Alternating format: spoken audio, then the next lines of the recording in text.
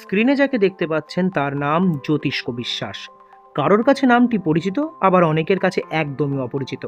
এই মানুষটি নদিয়া থেকে সাইকেল চালিয়ে পৌঁছে গেছেন আফ্রিকা মহাদেশে। ছুঁয়ে ফেলেছেন বিভূতিভূষণ বন্দ্যোপাধ্যায়ের কালজয়ী উপন্যাসের আসল চাঁদের পাহাড়কে। আসুন রাশকাটের এই পর্বে আপনাদের পরিচয় করাই জ্যোতিষ্ক বিশ্বাসের সাথে। জ্যোতিষ্কের বাড়ি পশ্চিমবঙ্গের নদিয়া জেলার করিমপুরে। সেখান থেকেই রওনা দিলেন আফ্রিকা মহাদেশের রিভেন্সডোরি পর্বতের দিকে। প্রথমে সাইকেল চালিয়ে পৌঁছালেন সেই পর্বতের বেস ক্যাম্পে।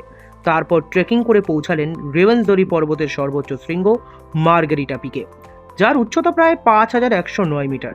বিভূতিভূষণের কালজয়ী উপন্যাস চাঁদের পাহাড়ে বর্ণনা আছে এই পর্বতেরই, যা গল্প অনুসারে ছুঁয়ে দেখার উদ্দেশ্যে রওনা দিয়েছিল শঙ্কর। তবে এবার জ্যোতিষ্কর মনের জোর এবং কর্মক্ষমতা তাকে আসল চাঁদের পাহাড়ের স্বপ্ন পূরণ করায়। তিনি মার্গারিটা শৃঙ্গে পৌঁছে বিভূতিভূষণ বন্দ্যোপাধ্যায়ের চাঁদের পাহাড়ের বইটি হাতে নিয়ে একটি ভিডিও বানান এবং পরে সেটি সামাজিক মাধ্যমে আপলোড করেন।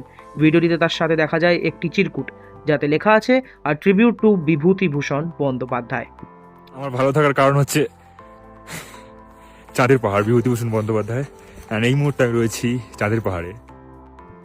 জ্যোতিষ্কের মনের জোর, সাহস এবং বাঙালিদের নাম বিশ্বের দরবারে তুলে ধরার জন্য রাশকাট তাকে জানায় কুর্নিশ।